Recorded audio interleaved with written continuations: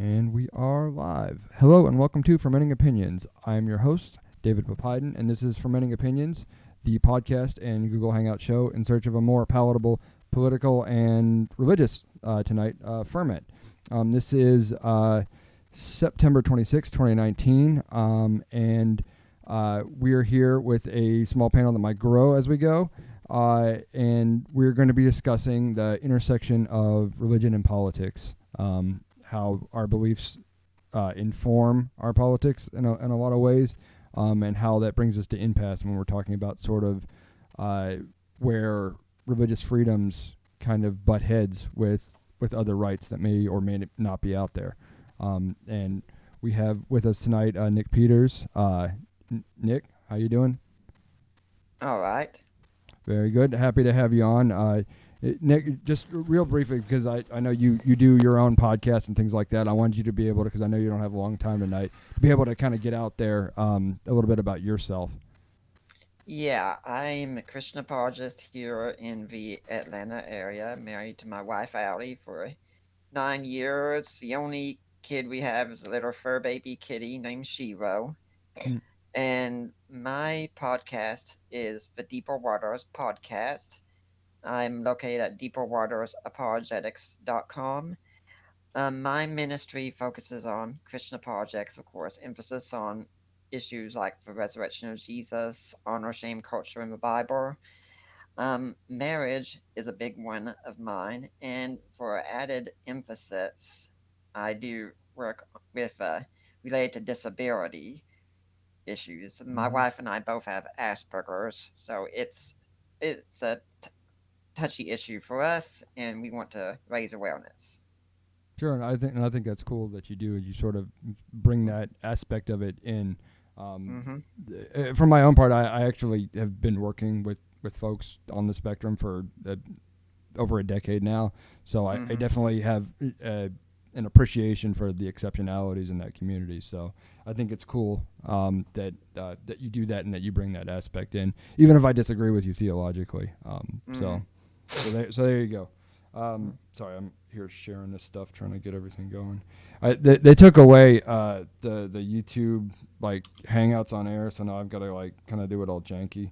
But anyway, okay. So that's Nick. I was actually just today. I was listening to your episode you were doing. I can't remember with which gentleman, but it was on environmentalism. E. Calvin Beisner, he's from the Cornwall Alliance for Stewardship of Creation. that's where it was. Yeah, stewardship of creation. Yeah. So I thought that was sort of an interesting take. I don't necessarily follow all because I know you invoke a lot of scripture, or he did anyway, Mm-hmm. in what he was saying, but. And that, as an atheist, it's a disconnect for me. But like, Yeah, what's the takeaway? We can still be good stewards of our environment. We yeah, don't trash the environment. Doesn't necessarily mean kind of like what you were saying, going along with like, everyone's got to become a vegan and turn off their AC or whatever. But like, yes, let's not for whatever reason, if we're not going to trash the environment, I think the outcome is still something that's going to be beneficial to everybody. So. mm-hmm. So I thought that aspect of it. I didn't get to finish the episode, but I was listening to it. So Mm-hmm. anyway, Deeper Waters podcast. Nick Peters also have with us my friend Chris and my friend William, who's been on with us for a couple of hangouts here. And so, like I say, we're discussing sort of this intersection of religion and politics and how that motivates sort of like the most bitter kinds of disagreements, and there's no compromise. It seems like, at least in terms of people's disposition towards certain issues. The things that come to mind is like I'm like dancing around it. Like we're talking about the wedding cakes thing. We're talking about prayer in schools. We're talking about issues like this, where that does not seem like there's any real compromise. Maybe we can find something. And instead of having this be a fight about here's what the law says, here's what you have to do, um, why don't we talk about what we want to see happen, or what is it that's important to us that we value that we don't want to lose in these battles? Because I don't think, and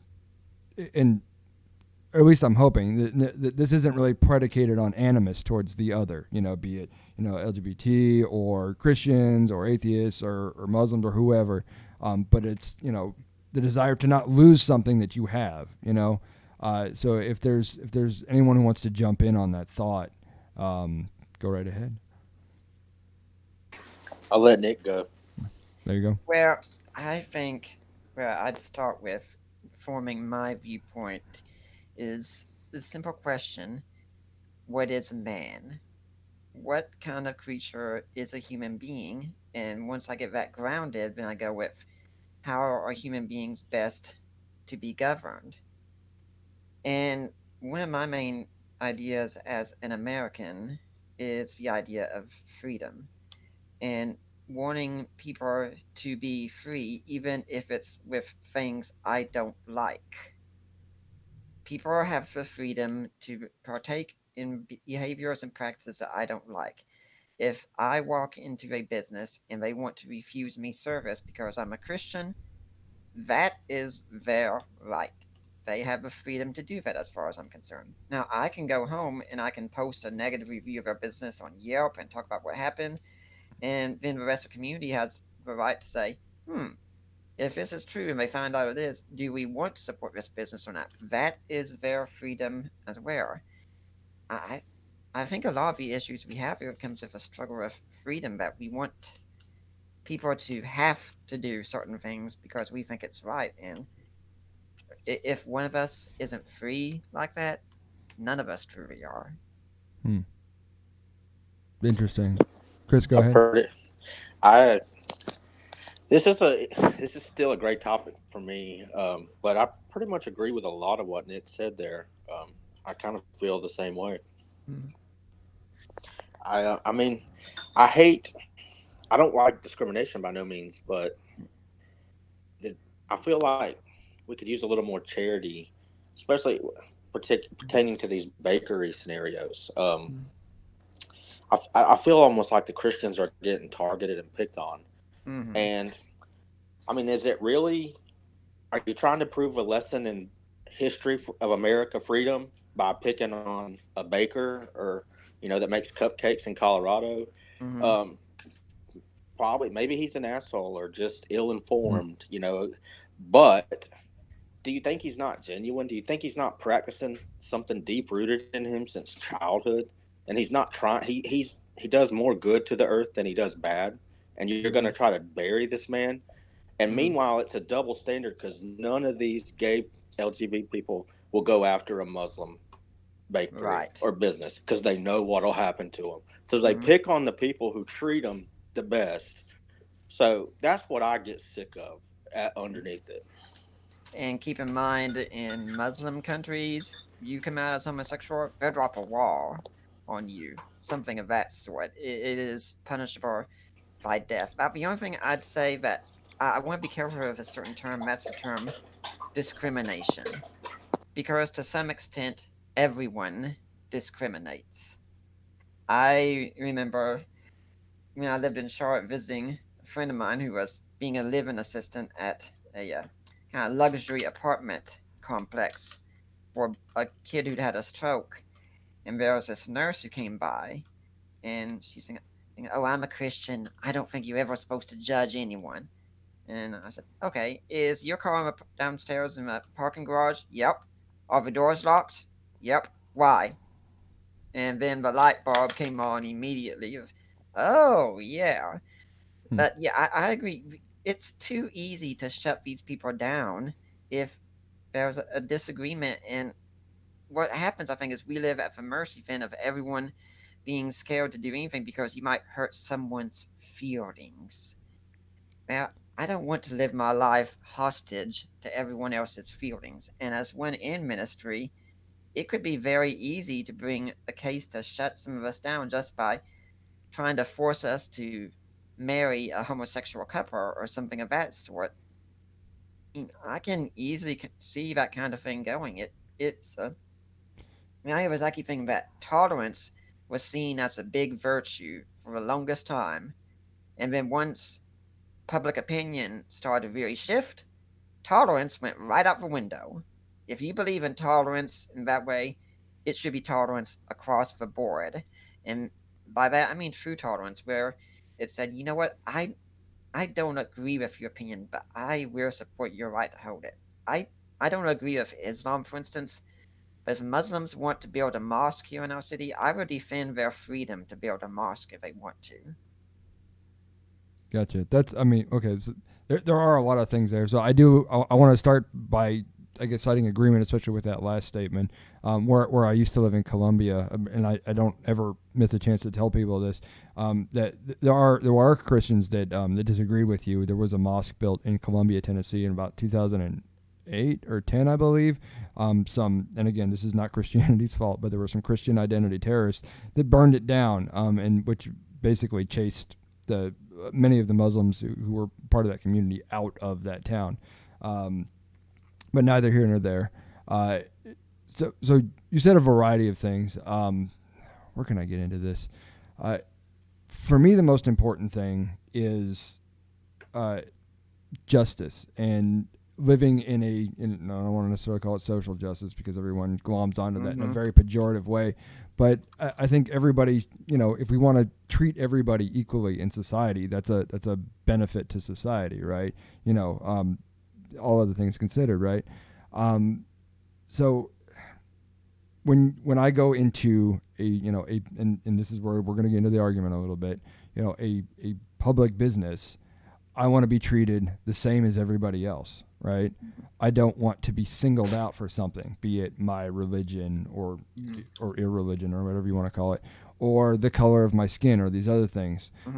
At some point, a little bit back, especially when it applies to, sex, race, religion, these things, we came out with the Civil Rights Act, as you know, in '64, because it was such a problem of discrimination that it was detrimental to society, and they said this is an ill that we would like to cure, essentially by passing legislation. Yes, that forces some people to have to serve people that they would rather not, or do business in some other form or fashion with somebody that they would rather not, based on whatever these opinions were. And freedom of conscience, it isn't just religion, but freedom of religion is how that is most often expressed. So if someone has a racist ideology or whatever, it still falls under freedom of conscience. So the difference being, well, you can have those thoughts or opinions or what have you, but you still have to follow the same laws as everybody else. And as a person who is in some ways not at all in a majority in terms of my religious and political disposition for the most part, I'm in Tennessee, in a red state. I'm not in any kind of majority category here with regards to those two things. Like, I still want to be treated the same as everybody else. I don't want to be singled out. I don't want to be discriminated against for those things. To your other point about discrimination itself, like, yes, we all discriminate in that we choose between two different things and we use our judgment. That is a form of discrimination, but it's not the same as the kind of pernicious discrimination when we're talking about what has been laid out as protected classes, whether or not you believe we should have protected classes, sex, race, national origin, religion, things like that. So there are different kinds of discrimination, and I don't want us to engage in equivocation between those two kinds. Or maybe you don't see a difference. I don't know. Maybe we can get into that. And I know you don't have a lot of time. What was the last thing you said? Tolerance is. Let me say this one last thing, and I'll let you go. The thing about tolerance is, you're right. I don't think we should defend tolerance for tolerance's sake. A lot of people say, "Oh, tolerance is this great liberal virtue or whatever." Like, it's really not. I think it's a misnomer, and it's something I try to correct, at least for myself, when people kind of wheel that out against me. When we say we want tolerance or we believe in tolerance as a virtue, I think what most people are saying is there are good reasons to show more tolerance to whatever XYZ demographic that we're talking about than is currently being displayed or has been historically displayed. racial tolerance, religious tolerance, Mhm. what have you. There are good reasons to have more of this, not just tolerance because we should just tolerate everybody and everybody's ideas as all equal and good, because that becomes quickly paradoxical. And I think you would probably agree with Yeah. that point anyway. So I'll let you Oh, go. yeah. Yeah. There was something very interesting you'd said about these gun stores. You said, well, some people could be forced to serve someone if they would rather not do so. Mm-hmm. There's a word for that, actually, and it's quite ironic. It's called slavery. Because if a government can come in and force you to give your goods and services to someone you don't want to, the government is in charge of your goods and services at that point, not you. My stance has always been the same. If someone wants to say their business they don't want to serve men that are over 6 feet tall, or they don't want to serve men whose name begins with W or women whose name begins with P, well, that is their choice just as much. And I don't have to like it. I have to agree with it. That's their choice. And I can fight it Oh, in you're clipping out on me government. a little bit here. Yeah. Can you say that Okay, last I part don't again? know I'm what. sorry. Yeah, it just Yeah. a connection Um. thing. Yeah. And thing is, though, instead of getting the strong arm of the government to come in and take control of what's going on, I prefer going to the court of public opinion, as it were, and making my case in the marketplace of ideas. If I go to a business and I think they mistreated me wrongly, they should have given me service, and I think they should have, and they didn't for some reason, I can just go on Yelp and say, hey, this is a business that doesn't serve guys whose name begins with N. And we can just say, I don't know if I want to support that business. And what will shut that business down? Very simple. People not buying their product or service. Instead of making the government be the one who has to come in and set out issues instead. And when we also talk about treating people equally, well, we have to be careful with that too, because our people, if we're going to say all people are equal, we have to ask what makes our people equal. What is the distinction? Because in some ways, most of us are not equal at all. I am sure some of you guys are much more athletic than I am, for instance. Um, I'm married to a wife. I can assure you she is very different from I am. Thank goodness she is very different from I am. Mm. There are all kinds of differences that we have. The idea of equality is treating things that are equal equally and things that are different differently. I mean, as a man, if I'm applying for health insurance, I don't think I need to worry about applying for maternity leave for me. My wife, on the other hand, might need to be concerned about that. Gotcha. If I guess if I can uh, maybe give a little bit of clarification. What I mean by Right. being treated equally, I mean equally under the law. That Mm. not necessarily. Yes, Okay. obviously people are different and they have different capacities and what have you. But Mm. I mean equally under the law in terms of how how our laws apply to you should be the same way the laws apply to me, to my neighbor down the street, to everybody. Mm. Mm. And that's what I was referring to about equal treatment. Mm. I guess I just assume that in a lot of what I say, and I don't clarify. So I'm glad I got to clarify a little bit. This is one that I Yeah. still.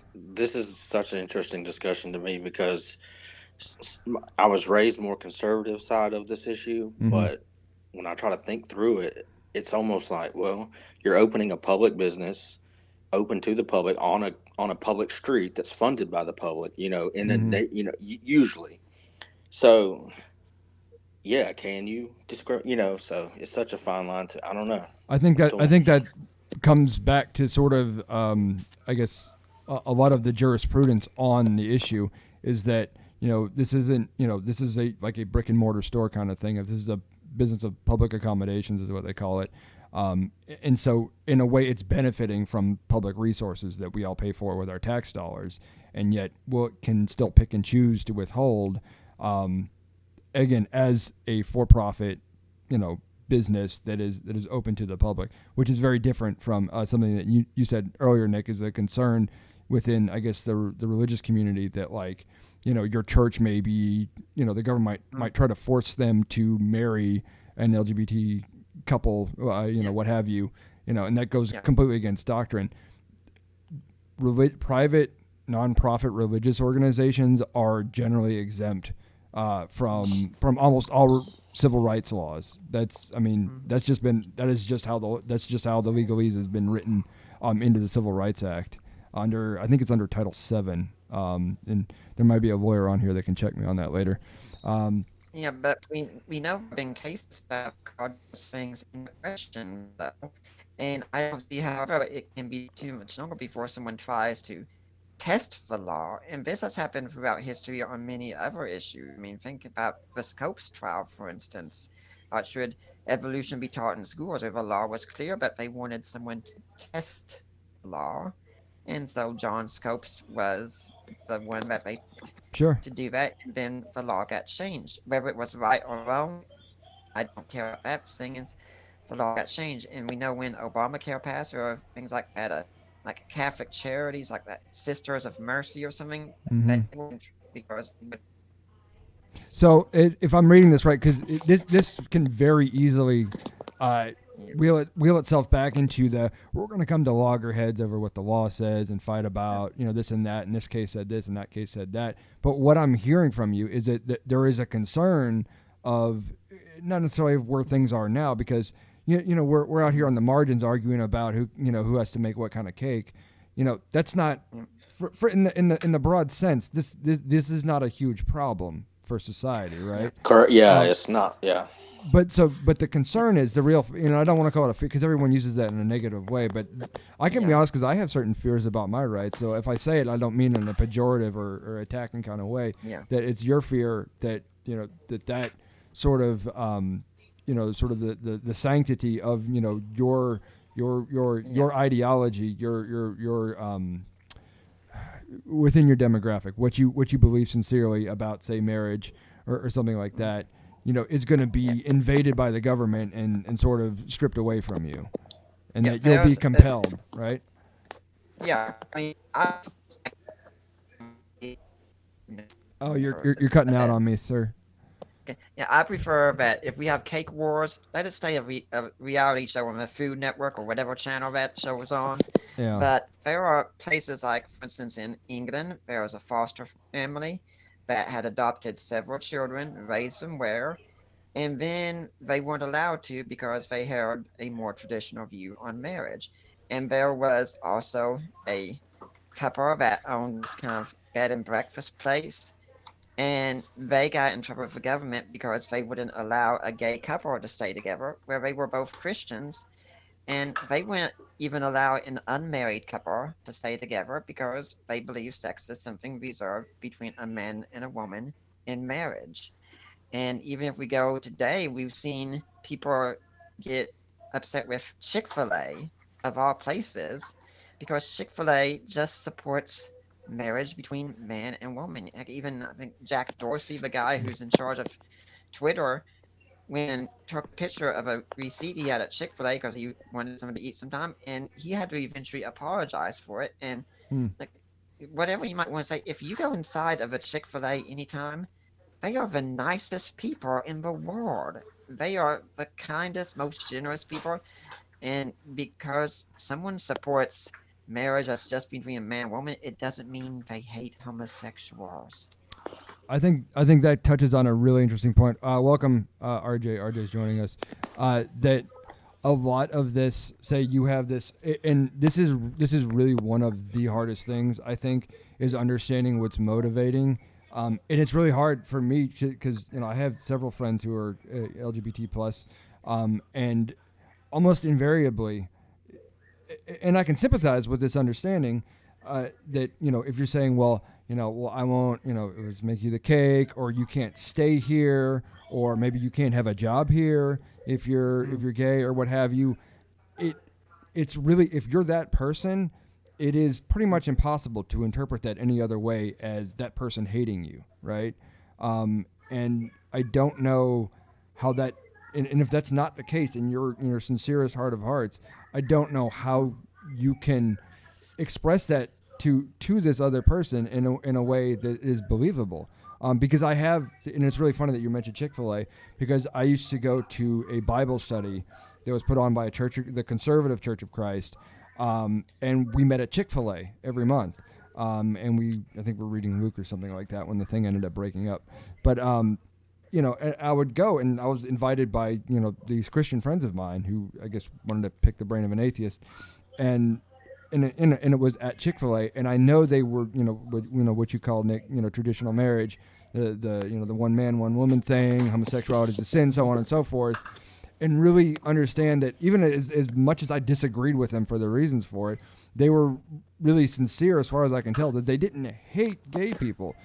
And just like nobody, when we have these arguments about cakes and all this other this marginal type stuff, like nobody believes the other side at all. And I think that maybe the first problem is there's a general lack of empathy towards each faction in this thing.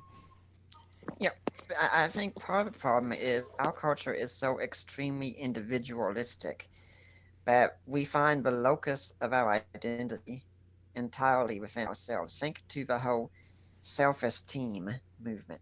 How well has that really helped us out? Not that much, because no one really knows what makes us special in that case. Everyone is just special because they are. You're different. You're special because you're you, okay? Why? What about me is so special? What makes me good? What makes me unique? And for the homosexual movement, I actually find it extremely dehumanizing in many ways, because who you are as a person is much more than whatever your sexual habits are. It's much more than who you're sleeping with. It's not by the Hey, you're breaking up again. Sorry. Okay. I'm sorry. I don't know what it is, but It's I don't know. I hope it's not me. But anyway, go ahead. Yeah. Who you are as a person, it's not determined by who you sleep with. I mean, yeah, we might be able to tell some about your moral behavior by your sexual habits. Sure, but that doesn't determine your identity, at least for me as a Christian. When I see someone, I see, or I'm supposed to see at least, I'm not saying I always do it perfectly, human being created in the image of God, someone Jesus Christ loves and died for. And I am to treat them the exact same way. I don't have to agree with everything they do. And to be blunt, I don't agree with everything I do. I don't like a lot of the things that I wind up doing. I can get up and my wife and I can hypothetically get into a discussion, turn to an argument. I'm getting very upset. Oh my God, kind of idiot back there. A funny situation I'm thinking of is I used to work at a Walmart, and this girl came up to me who was working with me. She said, Nick, you seem like a very spiritual, wise person. I'm trying to learn forgiveness. What's the best way to learn forgiveness? And I said immediately, get married. You're going to spend most of your time either giving it or receiving it, and I've spent a whole lot more time receiving it. I don't like a lot of things that I do, but I still love myself overall. And if a person thinks that their whole identity, that the thing that defines them, is who they sleep with, that's very limiting. They are so much more than that. I think there's a fair point there, and RJ is near the conversation. I'll get him caught up and let him jump in here a second. I think that there's an element of that. It's like, in a way, it's not that different from like atheism, like being defined by the thing that I don't believe. Like that's the first thing about me that, in these kind of discussions, that there's someone that's homosexual, who they sleep with or who they're attracted to. It's because it stands in opposition to what has been accepted as the norm by, our culture or the predominant religion or what have you. There's a lot of noise in the back there. Hey, Chris, could you mute yourself, sir? Anyway, okay, thank you. So yeah, it becomes a thing that you obsess about a little bit, especially in the beginning. So like when you're coming out as an atheist, I wanted to beat everyone over the head about how's this big old atheist and come debate me and yada yada yada. But like after a while, I kind of stopped caring. It stopped being such a big deal to me. But when I see other people that friends of mine who have let their families and their communities know, oh, I'm an atheist now. I don't believe what you believe, and that becomes the defining characteristic. Because it is such a huge thing. It's where all the energy is focused on. Is you did believe, now you don't believe. Did you ever really believe? And it's obsessive, and there's a lot of anger and resentment and division that is sparked from those things, and that's why they become defining characteristics that you're right, maybe ultimately shouldn't be, but that's Yeah. just kind of where we are culturally, Yeah, I think it's just because we don't. We're a culture that doesn't know who we are anymore. Honestly, I mean, even though we disagree on all the issues, think we could all agree most people in our culture today do not think about the big questions at all. I would rather talk many times to an atheist who's actually studied the issues and is informed than one of my fellow Christians who hasn't studied the issues and isn't informed. We can at least have a much more rich conversation, even if we walk away with disagreement. But I think we really need to look at what these issues are, because if we don't, we have people trying to find their identity in everything else, and it makes your identity very shallow at that point. That and we've actually come to a point where we get totally dependent on everyone else to affirm us for our identity. That's why it's thought you dare not hurt someone's feelings. I'm sorry, but sometimes some people's feelings need to be hurt. We all know that. If I have a friend who's wasting their life away drinking alcohol, for instance, I mean, I'm not a teetotaler, but we all know what kind of person I'm talking about. Or someone who's got a major drug problem. Yeah, I'm sorry, going to I had to, go. yeah. Yeah, I'm going to go to them and say, "You have a problem. You are wrecking your life right now, and you need to do something about it." I mean, if you can control your alcohol, of course, but there are people who Mm, can't, and sure. they are wrecking their lives, and they need to have their feelings hurt if they have to be told, you have a problem, get some help on it. But if you live in a culture where you can't hurt anyone's feelings at all, you can't say anything that could be deemed offensive, that's not a culture of freedom. That's a culture of Mm. tyranny. I kind of want to jump in here. Go ahead. And Artie, before you go, the idea behind this conversation is sort of like, can we talk about the cakes without talking about the damn cakes kind of thing? Can we talk about what we're really trying to preserve and why we keep coming to disagreements? And is there a way to come to compromise? That's the general Sure. theme. And now we're on this sort of about identity and what have you. Go ahead. Right. No, well, I think the interesting point about Nick's idea about identity is that because of the incredibly wide reach of the internet and all of its tiny little corners, Mm-hmm. that people are able to do exactly what Nick is saying. Once upon a time, if you didn't have like a pretty popular hobby, it was really hard to keep that hobby alive. Now, I mean, I know people who are into like remaking Victorian furniture. Like that's a thing. There are entire websites and subgroups and things like that are devoted to it. It's one of like their defining things about their personalities, and that wasn't really possible 25 years ago. So I think maybe when you're talking about identity in terms of things that you like or things that you believe or things that you're just about, it's easier now to say like, well, these three sort of very niche things take up most of my time and are things that I'm really interested in, whether they're shallow or not. I mean, I hear you on that question. I think that it's also easier to devote your life to distraction at this point Yep. in time, Yep. but I don't know that I would fault someone for having an interest in something that I don't find uh, rewarding or particularly deep. I guess that's the only thing I'm saying about in terms of judgment there. Mm. It just doesn't matter to me. If I don't want to partake in the Victorian furniture making, I just don't. But I do think that to come back at your point about offensiveness and what we can or can't say, I don't read it the same way you do. And I'm not saying that your reading is wrong. I just think that what's happened is instead of saying you're not allowed to say anything that offends anyone, it's people who are offended are making their voices heard more often. Mm-hmm. And by making their voices heard, I mean actually saying something back. doing things that would potentially affect the offending person's online presence, their job, their ability to run a business. Mm. Those are all relatively, at least, I mean, there are extreme examples where it's not, but those are legitimate.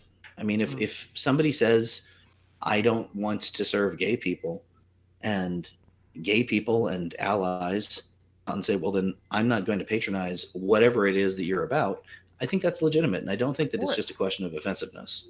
Of course, they are entirely free to do that, and I think I need to clarify what I'm saying. I'm not saying that person's interests are shallow.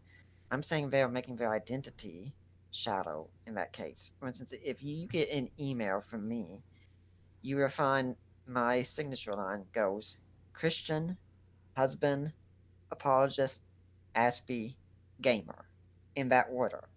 All aspects of my identity, and I put them in order of purpose. My religious identity comes first, my family identity, my identity in work, disability, and then interest. And of course, we all live in a culture where we can all become easily distracted. I know I am not the only person who said, I think I'll just sit on here on Facebook for 5 minutes, and then an hour has passed, and lo and Mm. behold, here I am. I mean, I'm not saying anything about like your interests have to be shallow. I take great delight in being a gamer. If someone doesn't understand being a gamer, doesn't like it, that's cool. Okay, no problem. But if I based my whole identity in video games, I think that would be a very shallow way of looking at myself because I'm much more than the hobbies that I do. And if I base my entire identity in who I'm sleeping with, that can be part of your identity, but it shouldn't be the whole that really defines you. And that comes back to the main issue I think we have today. We don't know what defines us. We don't know what makes us men, what makes us women. So much so that now even reality of men and women is being called into question. That's a huge problem in our culture. I think the more and more we move, and with the internet, yeah, the internet gets all these people to come together. But unfortunately, also, it's kind of like the oddity of Wikipedia. We thought with Wikipedia we would get the combination of all our knowledge together. When in reality, we got the combination of all our ignorance together. Hmm. And what can happen too easily also on the internet is people with common interests can come together. But then think about you go to this family reunion, and every family reunion has crazy Uncle Bob over there who has all these weird ideas that no one really believes, and there are conspiracy theories of that sort, where on the internet all the crazy Uncle Bobs get together and all the conspiracy theories come out. That's why we see flat earthism, we see Jesus mythicism, we see the anti vaxxers, we see 9/11 truthers, all of these different groups coming out because of these kinds of issues. But I mean, the main thing I'm just saying is a person, when I'm looking at a homosexual, I don't define them by who they sleep with. They are much more than that. I see person created in the image of God, Jesus Christ loves and died for. I'm supposed to do the same. Okay. RJ, did you? Yeah, no, I mean, I think that's kind of how I took what you originally said. Okay. Um, I, I mean, without going too far down the rabbit hole, I don't agree with your statement on gender. But as far as Wikipedia goes, uh, Wikipedia has been more accurate than the traditional dictionaries and encyclopedias for well over a decade now. I mean, yes, there are problems with it. Yes, there are days when like the George W. Bush page gets defaced. Hmm. But for the most part, if you go on Wikipedia and you're looking for a piece of information, you're going to find at least surface level great information on any topic. Well, you Yeah, I can agree. find some of it, I'd say, but if I'm in a debate with someone on an issue that's controversial, I have a stance that I refuse to look at Wikipedia pages. Say, well, there are some great sources on there. Then send me those sources instead. I will read the books written by the scholars. And I mean, yeah, I mean, if you're talking about something like, say, pop culture or something non controversial, Wikipedia is fine. If I want to look up something like, say, for a Final Fantasy game, Wikipedia is just fine. But if I want to look up an issue like, say, preterism from a Christian perspective or evolutionary science or anything like that, no, I won't go to Wiki at all for that. And there are indeed many problems because the gatekeepers can't confirm Tom Nichols' book, The Death of Expertise, and just consider what happened with the Shane Fitzgerald quote that went all around the world, reported in major newspapers before it was realized this was a hoax. And one of my favorite ones, uh, geez, I can't remember the guy who did it, Matthew something, but he had it's a book, Case Against Christianity, I think. And I could look it up here, but he has this list of all these false gods that all these people believed in all this time. And one of them was one called Jar Ito Wins. Too bad he didn't realize Jar Ito Wins was actually a hoax Hmm. that was made up by a Jared Owens and left on Wikipedia for, I think, 9 years before someone caught it. Gotcha. I think we're. I appreciate what you're Yeah. saying. I think when it really comes down to mattering, the thing about Wikipedia is yes, you can chase it down to the citations and find out what those sources are. But yeah, as a quick reference, I'm not against Wikipedia, but I think we're kind of off into the weeds Yeah. here a little bit on this thing. The thing that I keep coming back to almost trepidatiously, that so when it comes to the bakers, or because it's not just bakers, and it's not just about homosexuality, even though this is like 99% of what it tends to come back to, right? Yeah. But it's not just that, because they're just as say you or others have concerns that eventually someone's going to try and test case forcing Southern Baptists to marry a gay couple or something like that, Yeah. when they're dead set against it. And I don't know what denomination you are, and that was just an example. Mere Christianity, let's say. Okay. That'll work. But like to the other side, and this goes back to why we had civil rights law in the first place. There have been cases where someone cited their sincerely held religious beliefs that and you can completely disagree with their exegesis, and I would agree with you, but that they believe that essentially the boundaries of each tribe was set out, and I think you probably know what I'm referring to, but I can't quote it verbatim, and that each nation was supposed to reside sort of in their own land, and that the races should not mix. Essentially, that's the interpretation of it. And this came out in a case called I think it was Piggy Park versus Comer, which went to the Supreme Court for some other kind of side issue about reimbursement of lawyers. But the main part of the case was this guy was citing his sincerely held religious beliefs that black people can't come in his store while he's got white customers in his store, because the races shouldn't mix, and he doesn't want to be unbiblical in allowing that to happen. And the court pretty much told him, pound sand, that is ridiculous, kind of thing. And that goes to, my point is, if we have a law of, this applies neutrally to everybody, nobody gets to cite or an exemption. This would be a good example of an exemption that I don't think anybody really wants to defend. And I don't know if that's where you want to go with this, in terms of like having to defend it based on, that's his choice and who not to serve, and kind of let the market decide. I don't know how you feel about that.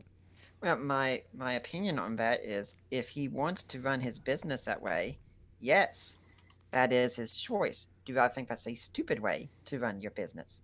Absolutely. Do I think that position has zero biblical merit whatsoever? Absolutely. Do I think it's a boneheaded move? Absolutely. And so, what's the best way to handle this? Not by running to the government, but just by letting the public know, and he will be shut down just because he's running a business poorly. That's the thing about freedom. I don't have to like what he's doing. I don't have to support what he's doing. I don't have to even defend what he's doing. But if he's doing it, it's his freedom, and if he wants to shoot his own business in the foot, that's his freedom. Hey, David, can I ask a question Yes. to you? Go ahead. How would you feel in a hypothetical scenario where a church approached private architectural, but he was a gay architectural, and they approached him to design their new church, and it was like a Baptist or something that's real anti-gay, and he wanted to refuse that. Do you think he should have that right?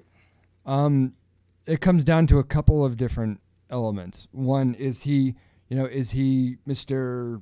whatever architect for hire? Like, is he Yeah, open accommodating to the the public? public. Okay. Small town, open to the public. Yeah, just And does he? does really good work, so he'd be sought after. I. So would you consider? I guess the question is the designing of a church a free speech expression thing? I'm not entirely sure about that one. Imagine it's like a pretty mega church, modern, and it's got to be hip and shapely, and it's got to have passion put into it and all the details right. Does he design mega churches regularly? See, I would say probably commercial size structure, so right there in par with it, but maybe not churches necessarily, or maybe he does for. Maybe, I don't know. Yeah, imagine he does design churches that are liberal, that are open, that have gay Okay, ministers, things sure. like that, and he's happy to do that. So if Probably he's does them at a discount. so, I'm leaning towards yes, he does. Under the law, is my understanding, and we have a lawyer here who's going to check me if I get it wrong. I Yeah, he will. He absolutely will, with no mercy. So, to my understanding is, so he makes as a regular function. He's open to the public, and he, as a regular function of his architectural, I don't know what you call it, of his conduct of business, he designs a lot of churches. I think if he's only refusing because he knows this particular church is anti-gay, I don't think he has legal grounds to stand on here. That would be my take on it. But that checks a lot of things that have to be assumed to get there. Oh, I'm with you, and that was by no means a gotcha. No, it's fine. I'm very torn on that. I can see it both ways to an extent. If I could give an answer to the question, go ahead. What I'm thinking immediately is that old standard use, we have a right to refuse service to anyone for any reason. And I'd say if he doesn't want to get his goods and services, all the other questions didn't matter. It's his goods and services. But that's not true. I mean, like, I hear where you're coming from, and you can say that that's the way that you would like it to be, but that's not true under the law. Mm-hmm. Yeah. At the same time, I'm sorry? I get that that's what the law is. I'm just saying I don't think all of that is just in that capacity. I think if it's his goods and services and he wants to refuse to give it to a Christian, he should have the freedom to refuse to do that. If you can force someone to work for you, that is a form of slavery. I'd like to say something when I get a chance. Yeah, William's been quiet this whole time. Just let me say one thing real fast.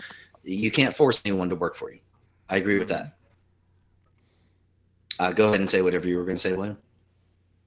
All right. I mean, I just want to say I agree with RJ that is. I mean, I think according to the Civil Rights Act, you can't discriminate based on religion. So, I mean, if someone has a public business, they can't say we don't serve Christians or Jews or whatever. I mean, that would violate the Civil Rights Act if I'm not mistaken. Isn't that right? Although the hypo is a little bit different. You definitely can't discriminate on the basis of religion. However, you can discriminate based on I am in a protected class and you, person or entity, treat my protected class in a way that I don't approve of. So it would be one of those, it come down to the facts, wishy-washy. Does he always refuse service to Christians? Something along those lines. The hypo itself is, as David pointed out, there are a lot of assumptions that you could make about it. All right, now I've got a question to ask David when I get another minute. Sure, go ahead. All right, so let me kind of like Chris asked you a question, about this hypothetical architecture example, right? Mm-hmm. So let me throw another situation out there.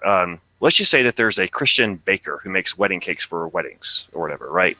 Okay. And let's say that a satanic heterosexual couple approaches him and says, "We want you to design a cake for our satanic wedding. We want it to be like black with what looks like bloodstains on it and an upside down cross and a praise Lucifer message. With us being surrounded by these flames and these ghoulish characters.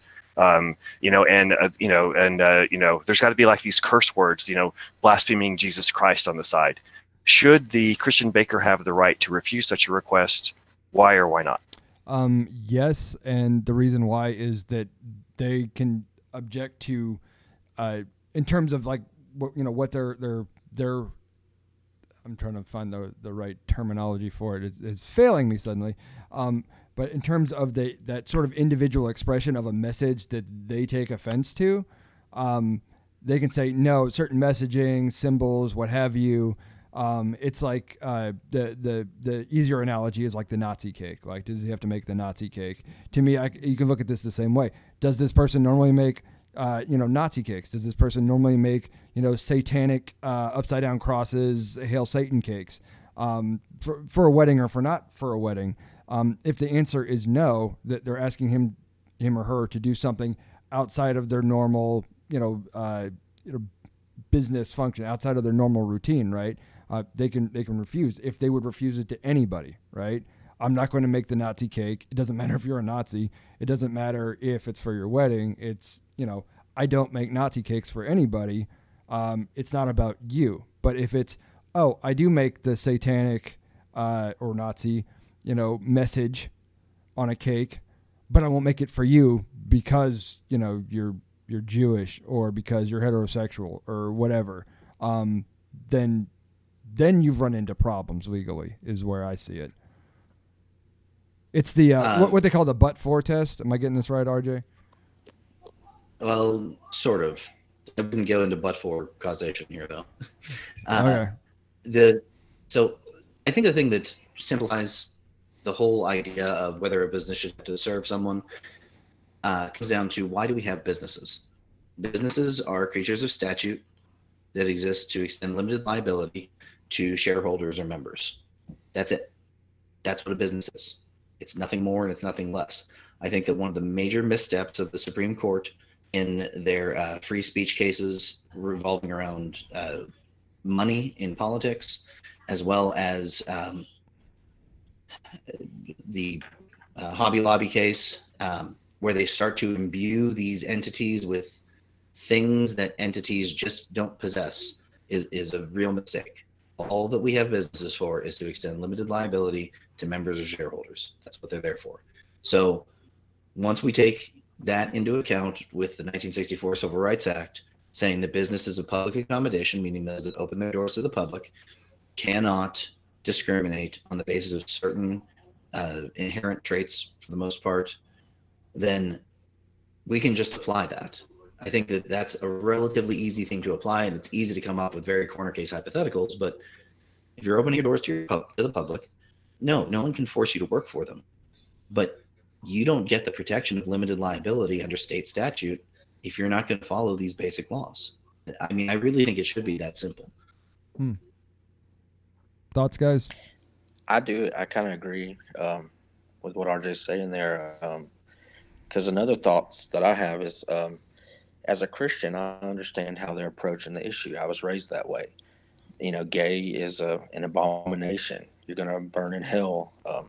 But when I come out of that, I look at it what I call scientifically now, and it's like, these are human people that, for whatever, a lot of genetics, environment, both, I don't know, but this is just them. And we're going to let certain businesses say, no, you can't come here because of who you naturally are as a human.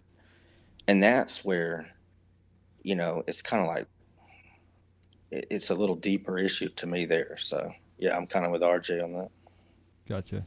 And let's come, because we've done we're getting into the sort of like the cake debate thing now, and I understand that we want to kind of see kind of where each other are at on this, because it's a new conversation with every person. But I don't want to get too bogged down on it, because not to put words in your mouth, Nick, that you're talking about how you see things, how they ought to be, in your opinion, and then RJ is kind of countering, well, here's what the law says about it, and those things, they keep running up against each other. Is there a place for compromise here? Um, But you go, know, one thing we also have to remember is that law is not always an infallible standard. For a while, you could look at the Dred Scott ruling or the Three Fifths idea mhm. and slavery. These were all laws of the land one time, and then we decided those laws aren't just. Was it justice that changed, or was it the law that changed? And I can look at a law and say this law has good intentions. It has good desires behind it, but I don't think it's good because I think it limits the freedom that we have. And when I've heard all these cases going forward, I just keep coming back to the same principle. If someone wants to refuse service like that, they refuse service, and they can get shut down in the public case of ideas. Because if the government can punish you because you don't use your goods and services the way they see fit, what else can they wind up doing at that time? It doesn't Right. matter if a desire is for good or evil. I mean, C.S. Lewis once said, "I would rather live under a tyranny that sought my evil than sought my good, because a tyranny that seeks your good will keep doing it day and night, thinking they are serving you. The tyranny of evil will at least sleep sometimes." Okay, but Yeah. I mean, I see your point, but I think that the problem with it is that it's countered by the idea of no one's making you do anything. Mm, Like you are using a liability shield, which is what entity law is, and then perverting it by not following the state's other laws. No one's making you run a business. mm, Certainly, no one's making you file for entity status under state statute so that if you get sued, you can't lose your house. I mean, that's what they exist. mm. Yeah, but You know, if you want to sell cookies out of your kitchen, then that's cool, and you can actually pretty much do whatever you want then. If your cookies make the kids sick, you can lose your house. You don't get limited liability. yeah, the thing I have with that though is still at the end that say, yeah, we'll let you run your business, but you have to sell to who we think you should sell and give your goods to who you think you should give. And then we get into the whole case with the cake wars Mm. starting up again. And then we get into this, well, do they have a right to? Do they have a right not to? And I'd say my position has been consistent across the board every time. And we asked, well, should the gay architect have to build the church for the Baptist community? Nope, they don't have to. Does the Christian have to bake the cake for the gay wedding? No, they don't have to. Does the Jewish bakery have to bake a cake for a Nazi group? No, they don't have to. All across the board, and then say, let the public decide what businesses they want to sell and promote. Because I'm constantly concerned about a society that brings in government as a strong arm when someone does something they don't like. Gotcha. Arjun, I know you probably want to go again, but I wanted to, if I could, to get in with something. And Nick, I don't know how much time you have left. If you do Oh, need to go about 10 soon. more minutes. Okay, great.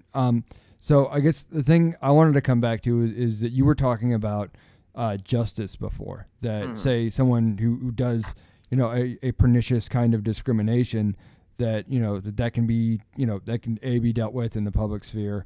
The market can decide kind of thing, and we think Yeah. that will bend towards more towards justice now than maybe in the past. But also that we did have certain laws, and what you're saying, and I would agree with you generally that it wasn't justice necessarily that changed, but laws that changed. Yep. But in terms of what this is coming back to is civil rights law. Do you think it was unjust to institute civil rights law in 1964? Okay. That's a good question to put it. And, first off, whenever we keep saying the word justice, I keep thinking, yeah, justice, that's an easy term to define. It only took Plato the entire Republic to do Right. Yeah. it. Right. We're still not entirely sure. Sure. Right. Yeah, yeah. So do I think that was the right thing to do? No. Do I think racism is wrong? Yes, absolutely. Do I think blacks were being horribly mistreated? Yes, absolutely. Do I think that Jim Crow was something good for society? No, not at all. But I don't want society to change by the strong arm of government. I want it to change by the proliferation of good ideas and people learning how to act entirely within these good ideas and do good that way. When we bring in the government, and if the government can force us in one area like this, they can force us in any other area. And right now, the homosexual lobby is taking the civil rights movement and saying, okay, this applies to us, and coming after Christian bakeries and things of that sort. And it's quite interesting that so many people in the black community are looking and saying, no, you don't get to do that. You are not like we were then. And I agree with the black community, but I think at the end of the day that if you have the government coming in and forcing you on these kinds of things, you are limiting your freedom at that point. And that is a huge problem for me. I think we could have very easily overcome so many of the issues that we had, but forcing the government to come in and take sides doesn't help things. If I could, Okay. if, RJ, I'll let you go in just a second, but just so that I can understand that you see it as a greater injustice to have the government curtail some freedoms than to have the just treatment of certain members or demographics of society to be discriminated against or otherwise oppressed by by the population at large. I oppose the government at large doing that kind of thing. I think the way to change minds is by going to the marketplace of ideas and presenting good ideas and good arguments for them, not by using force. Okay. All right, RJ. So I think my fundamental disagreement with you here comes from treating government as if it is some foreign entity. Government is us. Like, we live in a society, and we have constructed through law, policy, and just norms and agreement something that we call government. Whether that comes through the passage of laws at the municipal, state, or national level, whether that comes through the courts, these are just norms that we're enforcing together. I guess fundamentally, I don't see your point on how the strong arm of government is coming. It's like we all agreed to do these things. And sometimes, like with school integration, it comes through the courts. It's not a popular thing. It's something that probably popularly would not have carried the day in 1954. Sometimes it's through statute, Civil Rights Act. And you've pointed out as well terrible decisions and law from the past.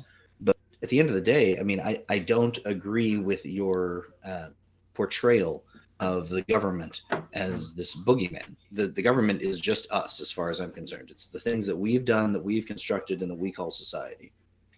I really just don't agree with that entirely, because my whole thinking on this is that when you talk about decisions that come from the Supreme Court, but many of these decisions are things that we never vote on at large, and yet they're put upon society.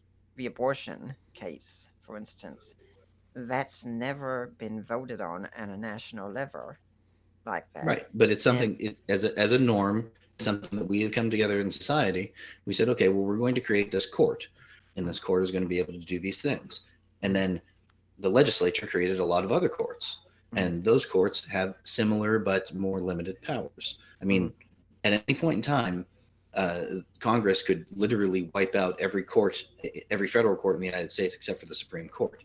Any state would be free to do the same. These are things that exist. You say that we don't vote on them. I say we do. Yeah, we're not voting. It's not a full democracy. We're not taking up every issue and having everyone cast lots. But we are all voting on these things every time we go to the polls. If we don't want to have even the Supreme Court, there are mechanisms within the Constitution to change that as well. I mean, we are voting on these things. Oh yeah, I mean, I fully support our right to vote, that sort. And if I were voting on these things, I would say, no, I still want to win with a marketplace of ideas, because we do see several countries where the government comes in and the government does take control of a marketplace. We much more move into an interventionist or a socialist or even a communist society.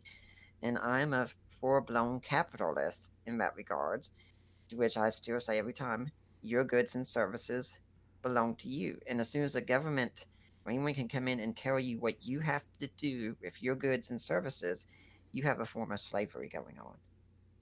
And I'm telling you that fundamentally, like you were saying, justice can be difficult to define, and I totally agree with that. I don't agree with your definition of government. You're again treating the government like it's this boogeyman. It's the strong arm. It is some people out there with the force of the military and the police behind them. Mhm. And I'm saying these are people we elected. Like, we did this. And every time we go to the polls, we continue to do it. So if you don't like it, I understand. If you don't agree with it, I understand. And you're absolutely free to express that. Of But course. I don't agree with what you're portraying government to be. To me, government is us. And to say that it's something else is not logically consistent with our system. Now, if you want to look at other countries, sure, we could get into that. But I'm saying where we are here, we have pretty open right to vote. That's something that we could granulate for a while. But we have a free-ish society. We've made these decisions together, and I wouldn't characterize government the way that you are. Okay. I'd like to add, though, that I mean, you could say the same thing about businesses. I mean, businesses are just people that decide to market their goods and services. You can't really say government is people, but businesses are not. I mean, you have to sort of be consistent. I can because, like I said before, businesses only exist by statute, and the primary reason that they exist is to extend limited liability to shareholders and members. The reason that they exist is to encourage people to invest capital into things, knowing that they're not going to lose their own personal assets. They can only lose it's like a stock market, right? You can't lose more than you invested.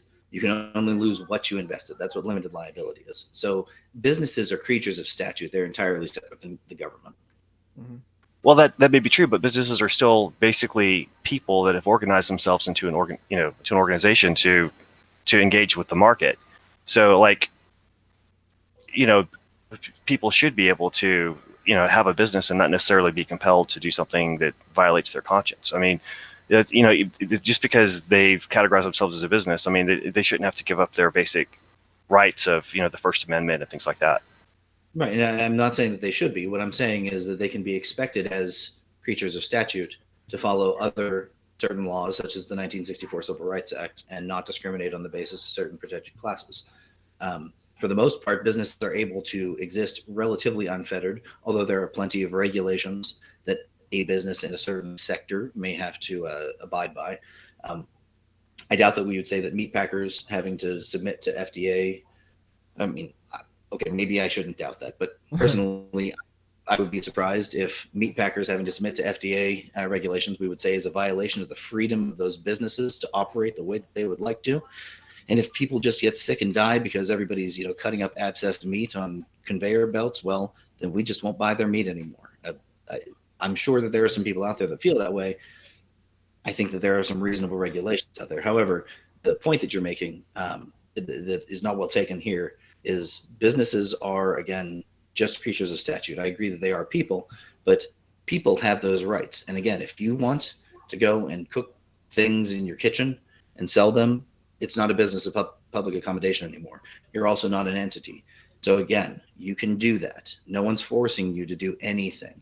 If you want to open up a cake shop, you are now entering the marketplace of the regulated marketplace. You're saying, I want an LLC, and I don't want to be able to lose my house if I make a cake that has salmonella in it and sickens 300 people. And, Can you though actually do that in your house? Because don't they pretty much force you to operate in the business market by, you can't have lemonade stands in a lot of these cities. They'll shut you. You know what I'm saying? Like, you have to be licensed in the system.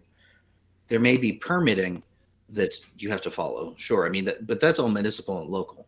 I'm talking overarching standards. The idea of having a business, what we call a business, is really just a creature of statute that extends limited liability, and you do not have to do that. All right. Well, let me ask you this question: What if I'm an atheist and I want to promote neo-Darwinism, and I want to create like a publication, like a magazine that talks about all the latest science for neo-Darwinism, right?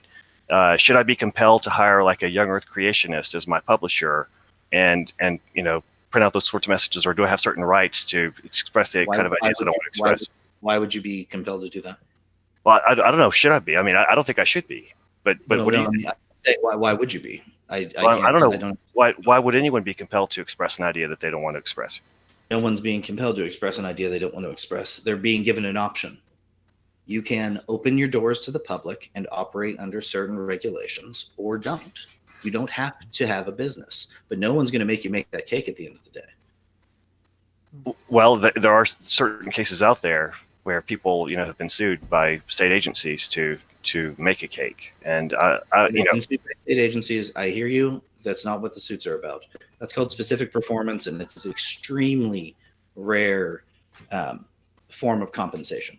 Very rarely do we force anybody to do anything. And it like I said, it has its own title. It's called specific performance. Even under contract law, we very rarely make people do anything. Now, there can be consequences to not doing the thing, but that doesn't mean that you're being forced to do it. That means you might be fined, you might shut down. Okay, but you still weren't forced to do it. Well, that's true, but that's pretty harsh. I mean, doesn't that sort of underlie the basic sort of society of freedom that we're supposed to live in? If you could be if your business basically shut down by the government and sued into bankruptcy. I mean, granted, you weren't forced by a police officer to actually do something, but that's still pretty punitive. It is pretty RJ, good. Before RJ answers, I want to say, told you guys I'd only be able to say it about 9:30 or so. So I was like, it's been really great. I'd be glad to do this again sometime, but I do have to go. So I just want everyone to know I have to be stepping out now. Absolutely. Hey, thanks, Nick. Yeah, It's good to have you around. Nick, really appreciate having you on. Yeah. Okay, thank you. All right, I'll just let him drop up. So to return to that question, is it punitive? I don't know. I wouldn't look at it as particularly punitive because, again, you don't have to have a business. You chose to have a business in the first place. When you opened up a business, which you opened up for the express purpose of limited liability, you are submitting yourself to certain regulations, laws, etc. So if you're not going to follow those things down the line, you don't get to have a business. If I can touch on that, I think this is where sort of the loggerheads, really come, because, Will, to your point, I get what you're saying is that it feels super coercive and punitive. Well, if you don't, so in a practical sense, you're saying, all things considered, really you're saying I kind of have to. Now I'm being compelled, and that's where Nick was getting into his slavery thing, which I won't contradict him further here because he's not here to rebut me. But, and the other side of it being with RJ, what you're saying is, well, no one made you open up the store, right? No one says you have to make cakes, right? You don't technically have to make the cake. And it just circles back to this. Neither side of this is really much caring about, the sense of justice or being, put upon that's occurring with the other side. And maybe there is not an answer here. Maybe there is not a solution or a compromise. But I was trying to see if we could, get a little bit better clarity on, what each side is hoping to achieve, right? And to not lose that and to not sort of lose the respect for each side's interests. And, maybe that's something that I've erroneously assumed that there is that fundamental interest. And maybe in this group there is, but I think in a lot of places it's probably not. It's funny how the times have changed too with society because how long ago was it, and for how long could you not operate a public business as a homosexual or something of that type because of the stigma in a small society of the early colonies or something? Sure. And maybe I'm wrong on history there, but well, I mean, being homosexual is criminalized. I think in sometimes implicitly and a lot of times explicitly. Homosexual behavior, anyway, was criminalized in I think most states up until when that got repealed, kind of varies from state by state. But I don't know. A homosexuality case went up to the Supreme Court from Texas in like 2004. Wow. So really not that long ago. Around where I live, you would still be a vast minority, like cast out of society if there wasn't laws in place. The fundamental conservatives are where I'm at in rural Georgia would far outweigh any kind of, gays that were in town, Yeah, no, I think that's, and I wish Nick was still here to express this too. And Will, for your part, thanks for being a good sport now that you're kind of outnumbered. No, that's but I fine. see evil atheists. That that's the real concern, is that in a lot of places, like where I live now is a little bit bigger town, but for the last 10 years I lived in a really small town, and like if you were gay and it was known, like, and there are no protections for what, and RJ, don't start because I hear your argument, I already do, but there are no protections for you as a gay person. You can be denied housing, you can be denied employment, you can be denied business, just based on that. Like, you can't live in that town effectively if that is the will in this town in even a few years ago. And I mean, it's still true across the state. There are no protections explicitly for someone who's LGBT. Like, there's nothing to stop that. And this does happen in places. People do get pushed out. People do end up homeless. People do end up not being able to get a job. And it's because of, because they're gay in a lot of cases, but it could be because of other things. It could be because, other things that aren't protected classes that is not occurring to me at the time. But that is sort of the big one, right? And that's the fear of seeing that continue on. And it's like, if we're going to dial back the clock a little bit to before the Civil Rights Act, talking about a world where, it wasn't very just in the U.S., that we had all this discrimination against black people. Was it worse to have the state, enforce civil rights, or was it worse to have, systemic racism and the on a massive scale discrimination against, African Americans? Like, to me, the latter one's a lot worse, and that's what the state stepped in to assuage. So I don't know. What do you think, Will? All right. Can you be more specific about the Civil Rights Act, or are you talking about something else? And I'm just sort of relating one to the other. Like, we live in a society now that's in a lot of places still not very nice to the LGBT plus community, right? And back then, we lived in a society that was not very kind to African Americans. I don't see them as that different. We think now, we could maybe get by. Some people do anyway. We could get by without the Civil Rights Act. That it's unnecessary. Protected classes is a form of reverse discrimination. But like, things were way worse without them before we instituted them. And they're not necessarily fantastic now. They are better than it was in 64. But like, is it not a greater societal ill to have that kind of mistreatment of human beings than to have the big bad government come and restricting freedoms? Oh, I agree completely. And listen, you can make a pretty good case that there should be coverage for whatever group you want in terms of public accommodation, like grocery stores or hospitals. I mean, if someone wants to have a no gays allowed sign in front of their store, you can make a good case that should be illegal. But I guess what I'm more focused on is that should someone be compelled to say a message that inherently violates their conscience? And it's if you don't have freedom of conscience, you really don't have any freedom at all. So it's about religious people trying to push their will on everybody else. It's about everybody having the right to express or not express certain ideas. So, for example, if you're an atheist in a city and there's a Christian pride parade by a church, right, and they say, you work for the fire department, and they tell you you're going to march in this Christian pride parade because this is what we do, this is what we support. But you don't want to do that because you're an atheist. You shouldn't be compelled to do that with the threat of having your job lost. So people should have the right to freely express themselves or not freely express certain messages. That's basic First Amendment stuff. So as far as public accommodations, you can make a case for those sorts of things, and I don't necessarily disagree with it. So I guess what I can say is, say like I'm an atheist, Christian pride parade, what have you.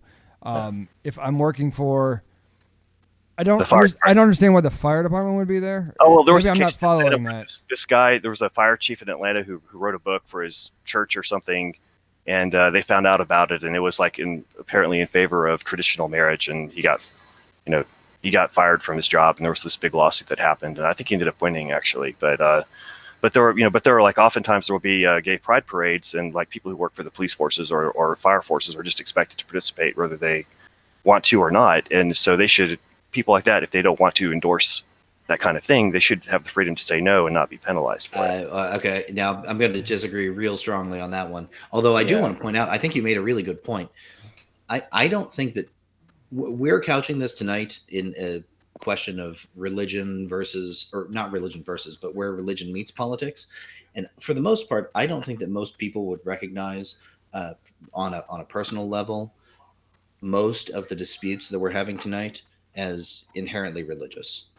I mean, I know a lot of religious people, and I know a vanishingly small number that are like, gay should burn in hell. I know there are those religious people out there, but I don't think that that's a legitimate religious issue.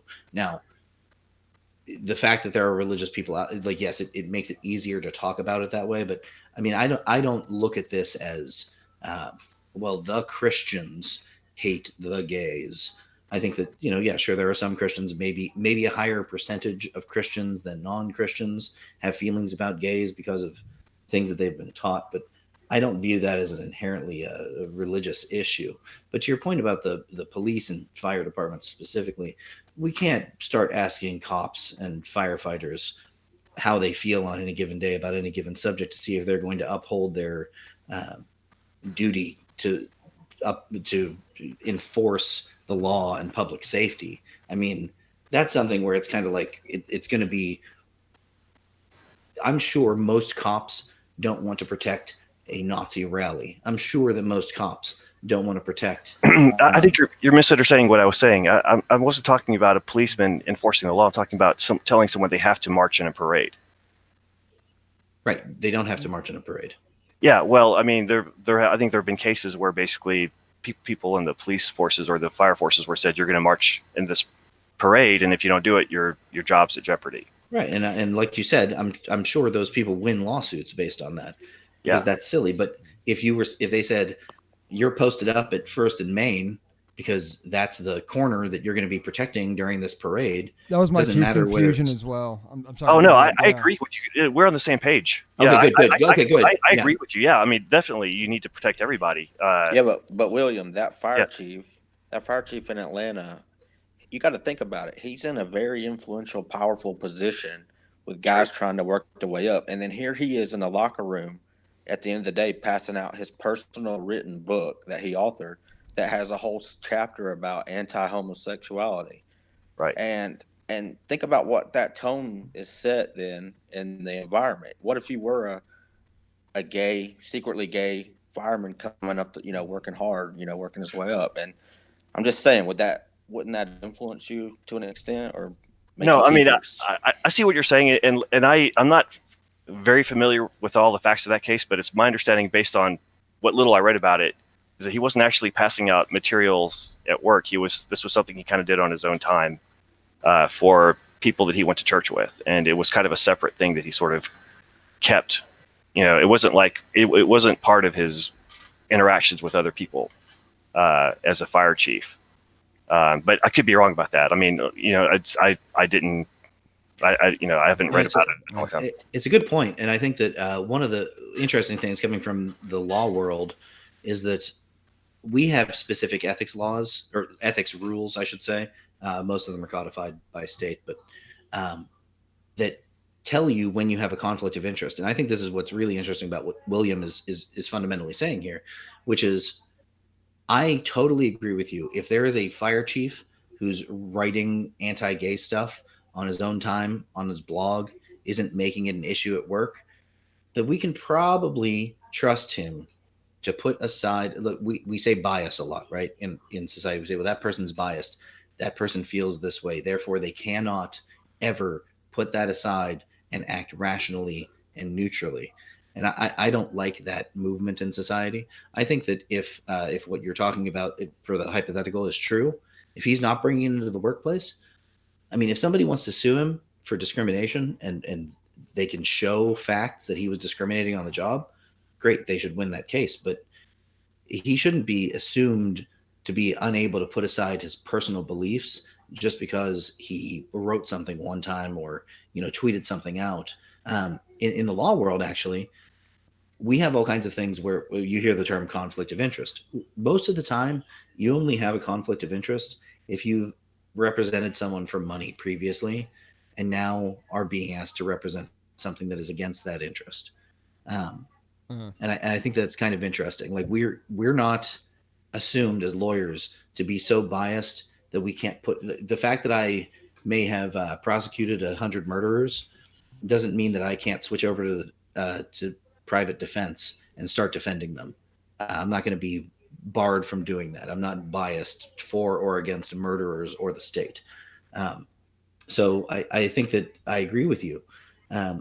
People should be able to have their own personal beliefs, and as long as they don't bring them into the workplace, they should not be assumed to be discriminatory for the purposes of that workplace. And I think that's fair. I appreciate that, and for what it's worth, I mean, I would feel the exact same way if the fire chief in Atlanta was an outspoken atheist who blogged about how horrible Christians are all the time. I mean, I would be against him losing his job under those circumstances. So, I mean, I do agree with Nick. I mean, Nick and I are not completely on the same page. He's kind of he has more of a libertarian viewpoint on this.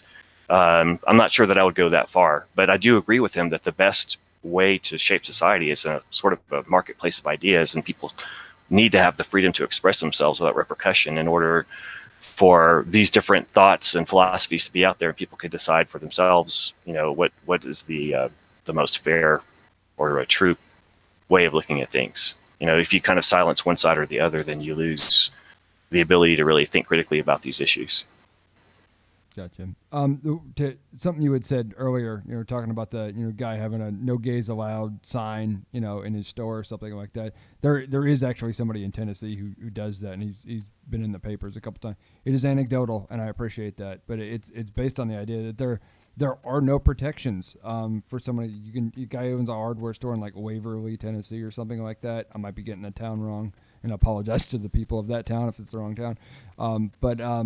It says no gays allowed, and he's been in the news cycle a couple of times. Like it came out like first after Obergefell, and then again a year or so ago. And he's very happy and proud about it. The local market totally seems to love it. Apparently, his business is doing very well. So again, it's anecdotal, but it goes to the point where I was saying that there are environments where that kind of attitude will thrive very well. The common market ideas and market pressures, bending towards justice, that doesn't necessarily work out. It's these cases where it goes, well, that's just too bad for those people who live in that town if they need to buy, and there's probably not a Walmart in that town, it's so tiny. That they have to go somewhere else, or maybe they have to go to a different town before they can fix their leaky toilet or whatever. Like they'll have to go somewhere else. Like.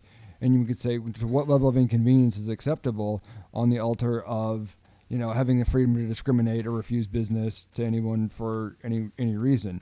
I mean, I think these things need to be held in balance, and it's the lack of balance and the lack of interest in balance that I find the most troubling. So that's where I'm at with it. That's interesting. I didn't know that there was a guy in Tennessee who was doing that. Yeah. I kind of wonder how would he know who was gay and who was not. I mean, you walk into that's the funny thing. I think it's mostly virtue signaling, but like that's without going into really horrible stereotyping, right? I don't think you would know. I mean, I think it's probably more likely that he is the fact that he would take such a strong stance against it. Haggard's law being in effect. But I mean, who's to say, right? But he wanted that message out there, that if a person was gay, that they were not welcome to do business in his store. And it that's was a just great to do what? I'm sorry. I didn't mean to cut you off, Dave. No, you're fine. Go ahead. It's like you said, you touched on it a second ago. In certain areas of the country, it's a brilliant marketing strategy because they rally behind him. They feel attacked, in this social media age as it is, because I hear it all the time. And yeah, they're gonna take care of their own. I guess it's tribalism. So they're gonna flood his business, send donations. One of the Christian lawyers will donate pro bono, represent him, things like that. We see it. Same thing with the baker in Colorado. It seems to me like I could be wrong, but it seems to me like there's kind of a consensus kind of emerging with some of the recent cases that, as far as public access and things like that. I mean, it's you can't discriminate. But that people are not really compelled to create artistic expressions or things like that violate their conscience. And like this, there was an Arizona case, I think, where some calligraphers or whatever preemptively went to the Arizona Supreme Court, and they basically said you don't have to create wedding invitations for weddings that you disagree with. So, which can meet that seems reasonable. That people should not be compelled to make an artistic expression. Like, for example, if someone had an art studio and they make custom paintings for people. Like, let's say a Muslim had an art studio, right? And a Christian wanted to go to the Muslim painter and said, I want you to create a picture of, the Prophet Muhammad, bowing down to Jesus Christ. And obviously the Muslim artist shouldn't be compelled to do such a thing because, there's, that kind of fundamental freedom of conscience. Well, I think, within the sort of the constraint of he wouldn't, from our perspective and understanding anyway, that if he wouldn't do that for anybody, it doesn't matter who walked in, his studio and asked for that, he wouldn't do a thing like that, then he shouldn't have to do a thing like that. That's a maybe, David. Okay. And I think that's actually, William, I think you bring up a really good point here. Something that I would actually be in favor of. I just have no idea where you'd even start writing legislation like this. Yeah. But basically narrowly tailoring a law that says, and this is always going to be hard because as soon as you start talking about art, how are you drawing hard lines? But that people and businesses, because again, they're just creatures of statute, so we can write more statutes about them. People cannot be compelled to, or therefore sued by under the Civil Rights Acts, to do something that is particularly custom, right? Because once you're asked to do something custom, and I think that's where a lot of these hypotheticals that are corner cases come in, it's not, will the Muslim serve the Christian? I think most people would say, yeah, you should probably serve Christians, and if you're discriminating against them, you're discriminating against them on the basis of religion, and we don't like that. But if it's that painting that you described, should the Muslim be forced to, I'm using forced loosely, paint a painting of Muhammad bowing down to Jesus? I think a lot of people would say no. I don't think they should be forced to do that specific thing. So once it comes down to that custom level of personal service, then I would be in favor of codifying that. And I think that might be the cleanest way forward, or maybe even doing it through common law. It's going to take longer, and courts are going to have some conflicting rulings on that. But I don't dislike the idea, and I think that's maybe where a lot of the common ground can be found on these issues. Because like David said, we end up often treating it like it's binary. And I think there's a lot of gray area in there. I agree with you. The hypo that you just gave, no, the Muslim should not be forced to paint a painting of the Prophet Muhammad bowing to Jesus, because that's silly. And our laws reflect that. Well, RJ, I appreciate that. And I really appreciate, by the way, I just want to say this. I appreciate your expertise. I know you're a lawyer, and that's something I have a lot of respect for. And I find your opinion to be well-informed, and I like the way you express your ideas. I'm not a lawyer, so let me just throw this out there. But one could argue, I suppose, that the Muslim painter already has the legal protection there, because you could say, well, there's the establishment clause, right? That you can't. That would be a violation of his ability to freely practice his religious beliefs. And then isn't there like a RFRA law that was passed by Congress sometime back in the 90s that could apply to that situation as well? Yeah, RFRA would probably come into play there. I was looking at it more from the standpoint of, should we make people do these things? And I think that the answer for most people is sometimes yes and sometimes no. And I'm sure in the middle there's a lot of gray, but I think that most of the examples that we would come up with, the real world daily style examples, that most people would be able to come to a general consensus on. And it would be nice to have something to point to demonstrate that consensus, that isn't a corner case like RFRA, that needed to be especially codified just for religion. And I think that it could be done. I'm just not exactly sure where a legislature would even start writing something like that. Yeah, Yeah, I've actually been on both sides of this issue in terms of like me, how I'm personally affected by weddings. So just to kind of throw it out there real quick, my wife that I have now is my second wife. I previously was involved in a divorce a long time ago, and so when I married my wife, that I have now, we approached the church to rent out the church for the wedding ceremony, and basically we were refused because they didn't believe in remarriage after divorce. So my wife's parents were kind of offended or hurt by that, and whatever. But it's like I completely respected that. It's like I don't want you guys to compromise on your religious beliefs and rent out the church to us because this is sacred to you. And even though I'm personally affected by this, and I personally don't think that what I'm doing is morally wrong, I respect your beliefs and for you to live your life as you see God wants you to live it. So that's sort of on that extreme. But on the other extreme is I have a good friend who I'm a piano player and I've played at weddings before, and I have a friend who was himself going to get remarried after being single for a while, and I was all happy about that. I was happy for him, but unfortunately, I didn't agree with his marriage because he had actually met his wife while she was married to someone else, and they had an affair with each other. And I just felt very guilty about helping to celebrate that occasion because the woman had 2 kids with her husband. They were going to be, they're going to lose access to their dad, and I felt like it was just a terrible situation. And I even though I loved my friend and I wish him the best now, I just didn't feel right having with that situation. And I didn't want to be part of the celebration of it. So that was a situation of me basically saying no, because of my conscience rights. And so I think basically just you should just respect people. I mean, just give them the ability to live according to their conscience, and realize that not everybody who disagrees with a decision is motivated out of anger or hatred. They might have genuine feelings about what they're being asked to participate in. So like I said, I've been on both sides of the issue there.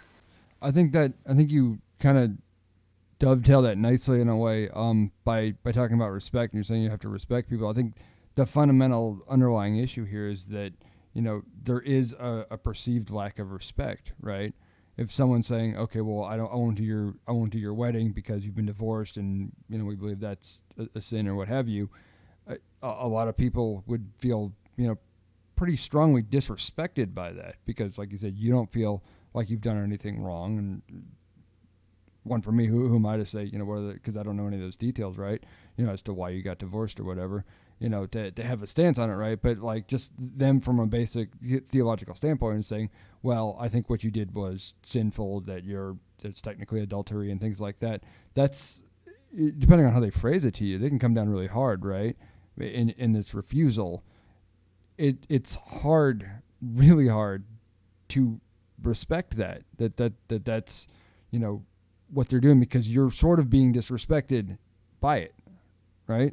And I think that's what this comes down to with a lot of the gay wedding cakes and all these other these little niche cases that blow up so much of our attention, that there is a sense of because you're this and because you're doing this and I won't, it's saying I am passing judgment on you as a person, right? And it is almost impossible not to feel disrespected. So I don't know how to get around that necessarily. I think that's pretty big of you, at least in terms of what you had to deal with, Will, in terms of saying, okay, I don't agree with that, but I respect that is your position. I will go somewhere else. I don't know if most people can do that. It's just as human nature. You know what I mean? Thanks, David. I mean, I appreciate that. I honestly don't feel like they were being disrespectful. I think that was just their sincere views on the situation. And a lot of Christians have a similar viewpoint. I actually had a similar viewpoint way back when before I went through a divorce, and which I still do mostly have that. I'm not, without going into too much personal. Sure, and I wasn't trying to pry into your situation. No, it's fine. When I went through my divorce, I was actually not my idea. My wife divorced me. I didn't divorce her, and it was sort of divorced against my will. So there was sort of I went through a long period of time where I kind of wrestled with am I free to remarry under these circumstances? And a lot of pastors I talked to said I was free, and some other ones said no, you're not free. And I really had to think about it for a long time. But at any rate, I said all that to say that the church that wouldn't let me have access to their building, that was just their belief, and I understood where they were coming from. But let's just say that they were just mean-spirited people. They were just judgmental people who just didn't like me, and they just wanted to exclude me for whatever reason. Then that's their loss. They're the ones that have to live with themselves. And I don't think that it would be appropriate for me to haul in a government agency and make their life miserable in retaliation. I don't think that is the kind of society that we should live in. I think we just have to realize that there are people in this world that some people are just, unpleasant, nasty people. And you just make your way through life and you minimize their ability to affect you. But you don't necessarily have to run to the government or for every grievance.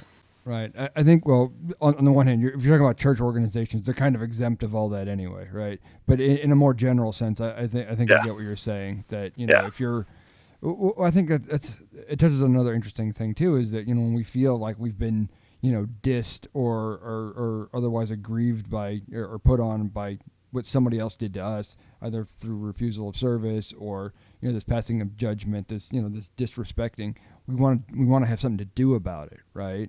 And you're saying, no, kind of take your lumps and go on. A lot of people don't have that capacity on either side of really any of the reasons this might come down. Let me throw this out there too. Let me give you like a part two. So after my wife and I married, we weren't able to have kids. And she was diagnosed as being infertile, and so we decided we would just adopt. And we looked at a lot of different adoption agencies, and most of them refused to adopt a kid out to us because I'd been divorced and we had been married long enough. We'd only been married 2 or 3 years at the time, and they said, well, statistically speaking, this there's a good chance this is an unstable relationship, so we're not going to adopt a kid out to you. And I even though I knew I was never going to get a divorce, and I knew my wife would never divorce me, I completely respected that because, the important thing in that situation was, making sure that kids are placed in a stable, loving home, right? And if even though I know I personally am not going to be an unstable person and walk out on my wife, even though I knew that wasn't going to happen, I knew that I was in a demographic that's likely to happen. So I respected their decision to deny adoption to us until after a certain time it happened. I think that goes two tracks. So given that situation and the fact that basically they're saying, well, your relationship needs to have a little bit more longevity before we feel comfortable, introducing a child into that situation.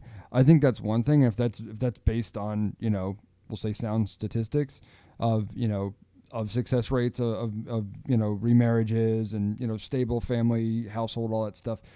That's one thing, but where I was almost afraid you were going to go with it of, them telling you were the wrong kind of Christian, or that because you were remarried, period, and that was like sinful or something, that they didn't want a child going to a family like that. And that happens too, right? And right. In Actually, those cases, I go way to the other side of the issue. Well, in this situation, this wasn't even a Christian adoption agency. These were just international. Gotcha.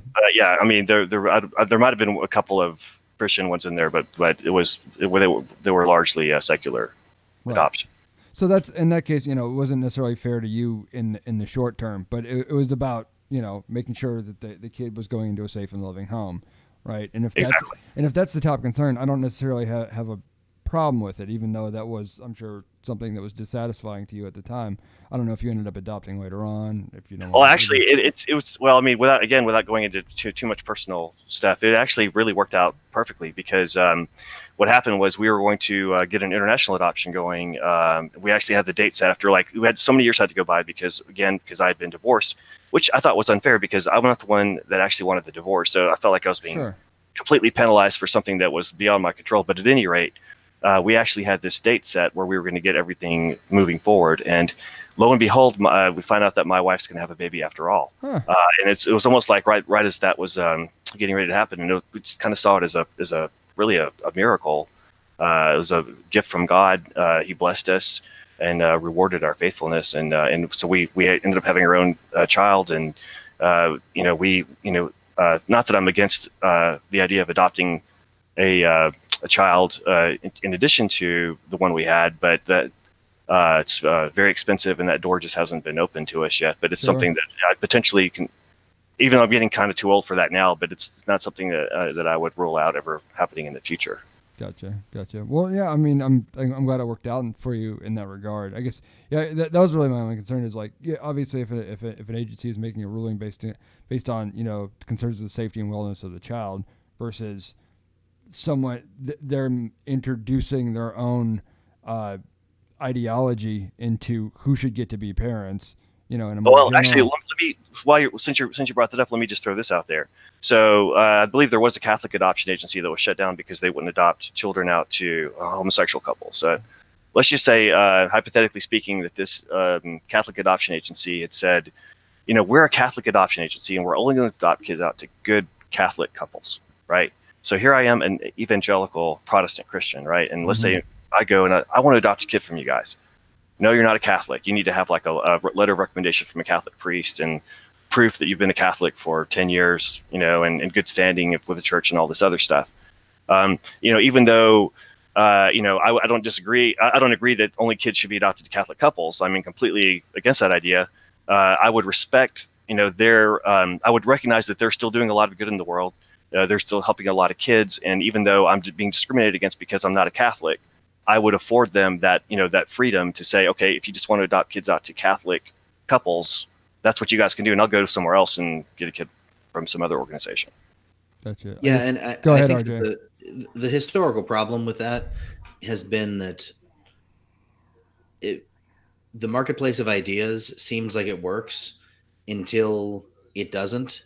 So what you're describing probably would be a very minor harm to an extremely small number of people, based on the way that adoption works now and the number of resources that are available there, even though it still is a difficult and long and expensive journey, as you already outlined. I think that if you look at the extreme potential, which is that the only, or in many states or in many areas, the only way to adopt a child is through this Catholic agency that you have described that, takes over, that becomes the most popular way for adoption to happen. That's when you end up with a lot of real problems. And it's why the protections that are afforded to protected classes under the Civil Rights Act are there. And I find it unlikely that would happen in the adoption hypothetical you just gave, but I think that's why those protections are there. Well, I mean, all the times geographically, like, they could be the only game in town for however X many, number of miles, or it would, and it's already hard enough to adopt anyway, right? To then go through, this process and then get stopped after, maybe spending money, investing your time and effort into the adoption process, and then get held up sort of at the door and say, oh, well, you're not, you are not the right kind, you're not a Catholic, or you're not the right denomination, whatever. And so you can't adopt for that reason only. I mean, and not only do I think that's problematic enough on its own, but that at that point, this has nothing to do with the well-being of the child or what's best for the child in terms of life outcomes. That you're basically withholding a child from going to a loving home on the basis of the religious opinion of the people who are running the adoption agency, right? To me, that is the worst kind of harm, in America that you can do in the name of religion. Like that's got to be top 3 for me. Yeah, I hear that. I mean, I think that at the end of the day, you end up with some really difficult questions about, well, what is the best interest of a child, right? Like the statistics that William was citing to earlier are not unlike the statistics in immigration, where if you want to get a green card for a spouse, if you've been married for less than, it's 2 or 3 years, I'd have to look up the statute. If you're married for less than that time, your green card application gets treated differently. And it's statistical, right? It's if you're going to have a fraudulent marriage just to get a green card, it's a lot harder to do that and be married for 3 years before you can get the green card. Sure. Than it is if you could do it within 90 days. I think that if you ask the people at the hypothetical Catholics only adoption agency, they'd say it is in the best interest of the child to be raised in a Catholic household and to be brought up with the Catholic tradition. So you end up with weird line drawing happening no matter what you do, and it's easier to have that blanket rule. Well, I guess let me give you a reference point, I guess, for what I'm talking about. So like, we said, okay, wrong kind of Christian thing. This also relates to, LGBT, couples wanting to adopt, right? That I've spoken to at least one pastor who thought it would be better for a child to grow up in in an orphanage or a foster care system and never really have a family or parents of their own the entire time growing up, rather than be raised by a gay couple, because at least then that they wouldn't risk going to hell as much, kind of thing, by being taught that was normal or okay. Where in reality, children who grow up in the system, institutionalized, have overwhelmingly, statistically, very poor life outcomes. That they die earlier, they live in poverty, they end up in the prison system, like all the bad things, drug abuse, mental health issues across the board. I know this because I work with some of these institutional systems, and I've seen the outcomes, okay, of kids who don't get adopted into families. In knowing this and expressing this to this guy, he says, well, no, it's still better because, they still have a better chance of going to heaven when they die at that young age, because at least they weren't raised by gay people who thought that might have taught them that being gay was okay. Like, and to me, this is just such a drop dead thing, that what you're saying is just so toxic and dangerous that should not be given, that kind of opinion should not be given a privileged status over the civil rights of other people or over the well-being of children. Okay, well, let me ask you this then, David. I mean, so would you then agree with Nick that the Christian couple in the United Kingdom who fostered like 8 or 9 kids, and then somebody found out that they had traditional views on sexuality, and then they said, well, because you don't have traditional views on this sexuality, you can't adopt any more kids. So is that equally wrong? Because that's the exact same thing you're describing. Well, I mean, it's the inverse. So you have sort of a stable, we'll say, loving family unit that has, sort of, in my opinion, aggressive, views on sexuality. I think it's still better to go to a family like that, by and large, than to grow up without parents. So the government that deprived them of further rights to foster kids was making a mistake then? On record? I guess maybe yes. I'd have to look up more of the details of that, but it's like it comes down to whether or not what was happening in the home might be considered abuse of those children based on that ideology. Say what if one of these kids was gay or lesbian or what have you?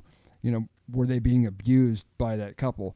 That I would have to get into those details. Well, what if there was a 12-year-old orphan his parents recently passed away, and he was raised as a conservative Christian, and brought up in church and things like that, and then a homosexual couple wants to adopt him who's wildly secular. I mean, would that be equally abusive to the child in that case? At that point, because it's not just as simple as just whatever potential adoptive parents want, because it is a long process, right?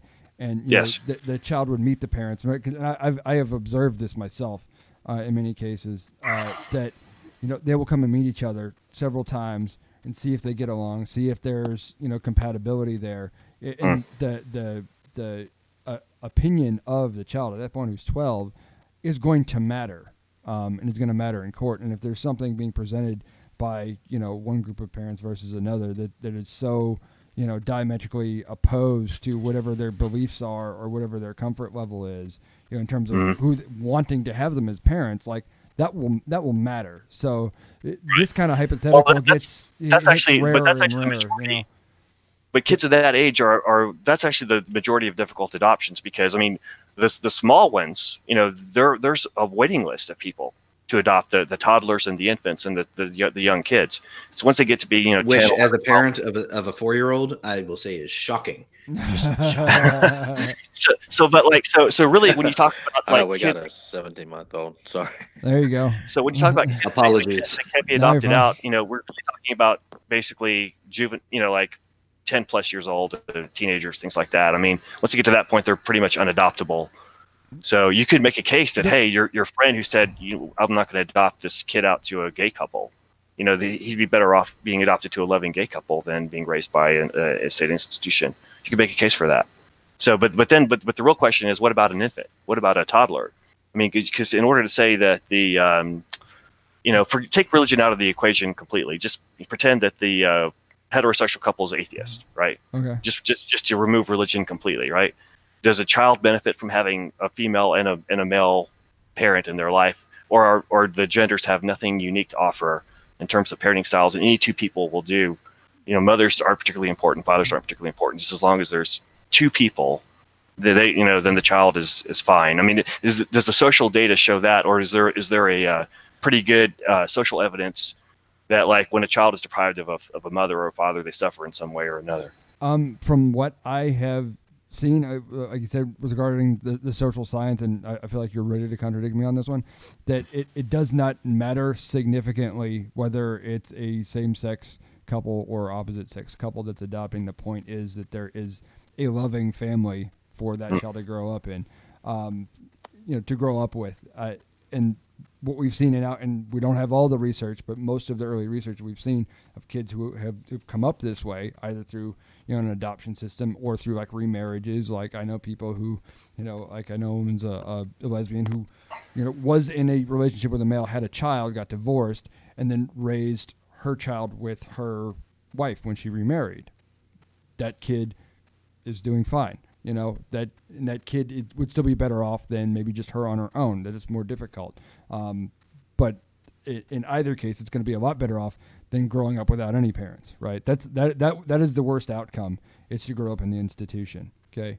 Well, not necessarily. Anything about yeah. I mean, really, like you're talking weird anecdotes that it's better for a kid to grow up in an orphanage or being passed around from foster parent to foster parent than it would be to be in a single stable family unit, right? Right. Well, stable, yes, but Yeah. But like a lot of these kids in these foster organizations are there because their parents are so unstable. I mean, we have some good friends who adopted, I think, 3 or 4 kids, and they all came from basically drug addict parents. I've seen it all, man. They had to. I mean, they would have been better off being raised by an institution than being left with their biological parents. Yeah, no, Well, yeah. So okay, so again, I guess to more finally highlight the caveat I point out, we're talking about a stable family environment versus an institution. So in cases where children have to be removed from the home, that's obviously not what I'm talking about. Like it doesn't matter if they were the biological parents, it doesn't matter if they were still together.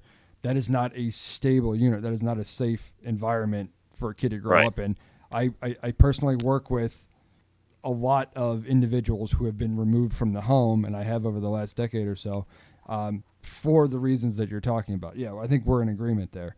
But yeah, so yes, good family raising a kid always going to be better, whether it's same sex or opposite sex couple, than being institutionalized while they grow up. And also, another thing I can agree with to your point, once they reach a certain age, it becomes very difficult to impossible to adopt out. I've worked with a lot of children and young people who were hitting like their middle teenage years and still hoping that they were going to get adopted out and have parents and a family, and it just breaks your heart because it's not going to happen, and that's just one of the sad realities of life. And what I hate is the idea of someone thinking, well, this is better for somebody than than having gay parents or something, because that to me is just ludicrous. Whatever else you think about homosexuality, it's not what's best for the kid. It's just literally not. That I have to kind of plant a flag in that as a fact. So, So what kind of work did you have that you worked with a lot? Well, I work in special education, and I won't get into where I work because sort of a mutually assured destruction of my employment and No, I know. and my employers. I understand completely. If I raise that flag a little too far, but I work in special education in a residential facility. So again, I was referring to Nick. Obviously, Nick's very high functioning, highly intelligent individual. But I've worked with individuals on the spectrum who are not as sort of exceptionally able as he is. But it's autism spectrum, intellectual disability, a lot of other things, usually behavioral disorders on top of it. And I've been doing it. It'll be 11 years in a couple of weeks. So, yeah, that's what I do. Thank you for answering. Sure. So what would you like to talk about next? No, thanks. So what's I don't know what's next at this point. This might be a good point to wrap up because I don't know how much else. I just if there's a takeaway on my end, it's that if we're coming at this from a point of more empathy and respect, I think more middle ground might be found, more compromise, whether or not it's strictly legally necessary on the part of either two parties involved in some kind of dispute. If people approach each other with a little more compassion and respect, we may not see this as like culture wars headlines every day. And I'm personally sick of it. So that was sort of what motivated all this. And I thank all of you guys for participating. If you guys had any other final words, this would be a good time. All right. You first. You first. I was just gonna short and sweet. No, I just always enjoy it. Thanks for the invite. Really did enjoy the discussion. Really did love hearing RJ's insight with his expertise. That was really awesome. RJ? I didn't have anything to say, but I appreciate being here, and I appreciate the fact that everyone is able to very easily, like, it doesn't take a whole lot of refereeing or boundary drawing to say, like, yeah, we're going to talk about things that we don't necessarily agree on, but it's actually really easy to have those conversations when the goal isn't to out of the box win or make someone else look stupid or say, well, you're just a bigot and I'm not going to listen to you. So I think it's nice that these conversations happen this way. Absolutely. Go ahead, Will. Oh, I agree with everything that the Chris and RJ said. I mean, I really enjoy talking to you guys, and I'm just honored that you thought about me and invited me on here. Thank you for inviting me here, and I appreciate. I think you're a thoughtful person. I really appreciate hearing from everybody. Learn a lot when I come here, and I just enjoy this experience. Thank you so much.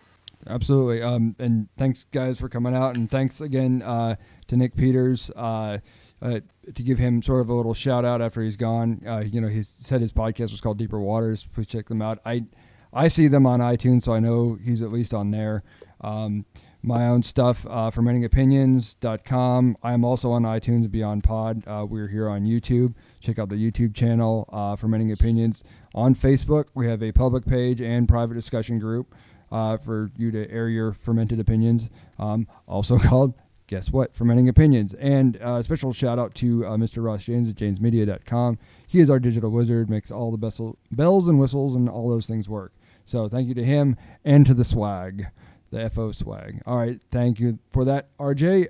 And that being said, I am David Papide, and this has been Fermenting Opinions, and we will see you next time.